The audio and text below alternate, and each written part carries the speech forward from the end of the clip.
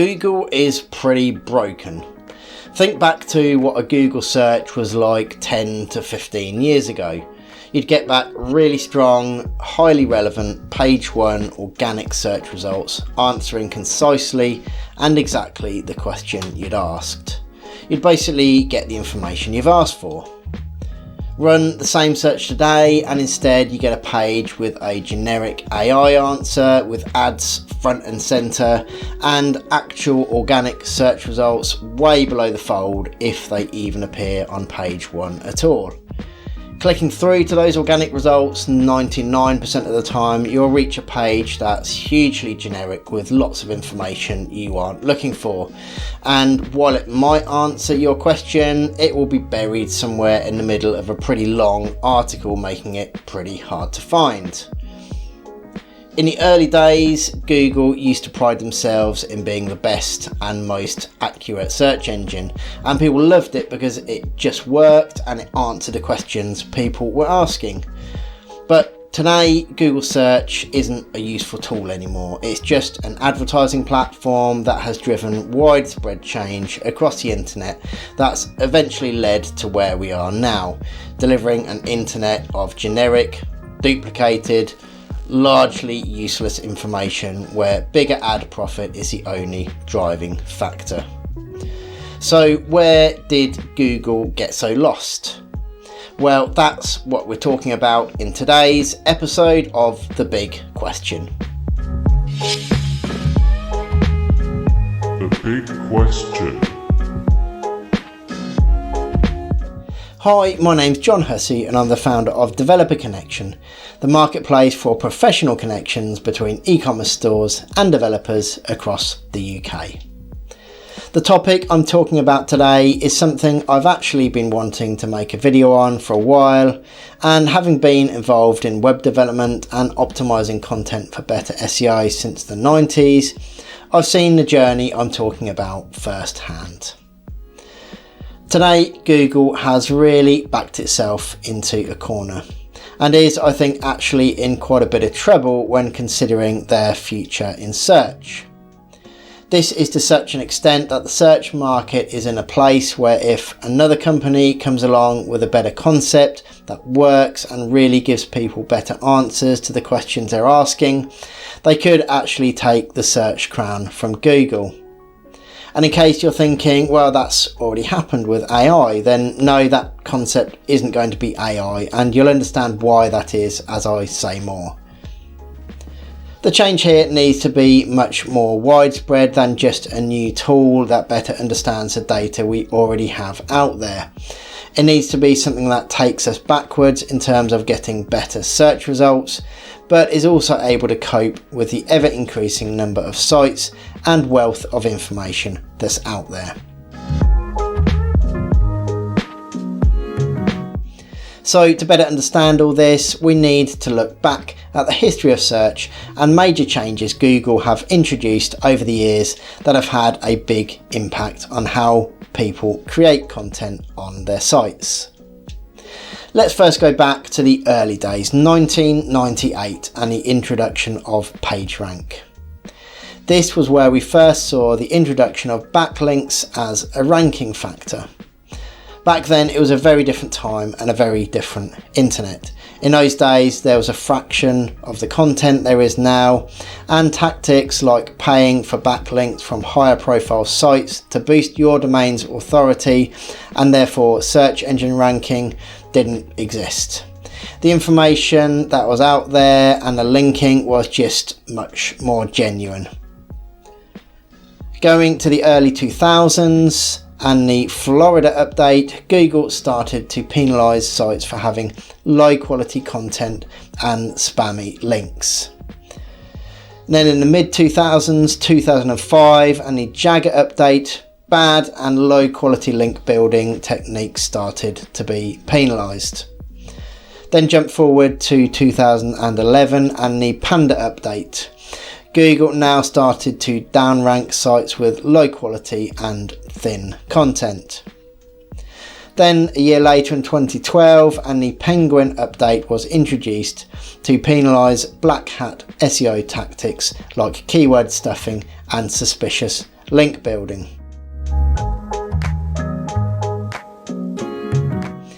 Now the next update is a big one, and the start of where things really started to go wrong for Google. It can be argued that up until this point in 2012, the changes Google introduced did actually drive better content on the internet. The changes up until now were really focused on removing results where people had attempted to get to the top of search results using underhand tactics, as opposed to providing actual, genuinely useful information people wanted to find. And it worked. This was really the golden age for Google, when everyone loved it as a search engine. The number of ads were minimal and pretty discreet at the top of the page, and search results actually led to pages that gave people the information they wanted. Google's tactics to this point was essentially to keep moving the goalpost forward as they understood more about how people created content and tried to manipulate search results to get to the top of rankings when they shouldn't really be there. The next change they made did the same thing. It moved the goalposts again, but probably even Google couldn't have foreseen what impact the change would have on a long-term internet as a whole. So in 2013, Google introduced the Hummingbird update. This update was designed to shift the focus away from primarily using keywords as a main ranking factor to instead introducing the need to have more comprehensive and authoritative content on and around the subject people were searching for. This is where we saw the emergence of the concept of topical authority.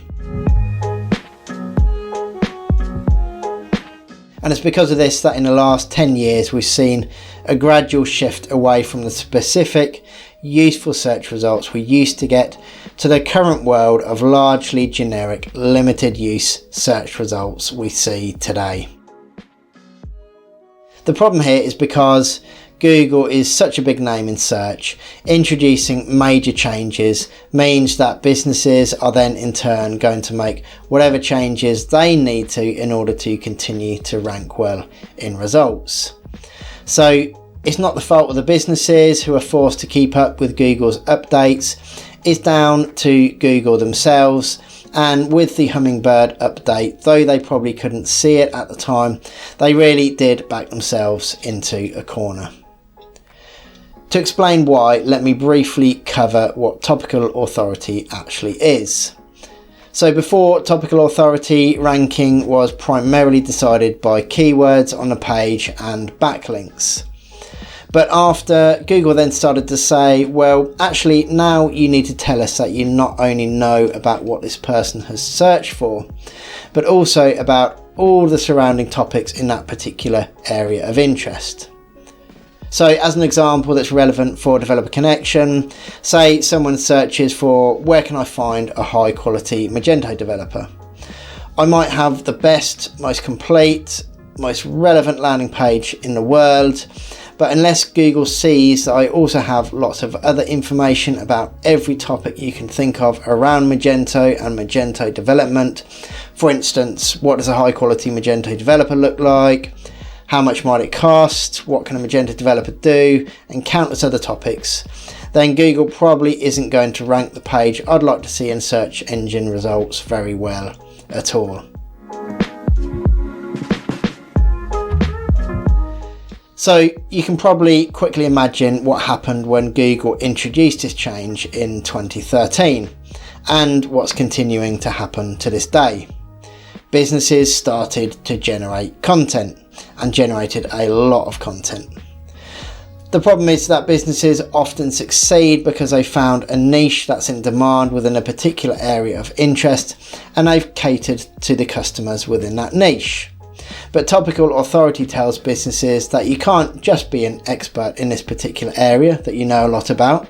You've also got to demonstrate that you know a lot about the wider subject in general if you want to continue to rank well in Google.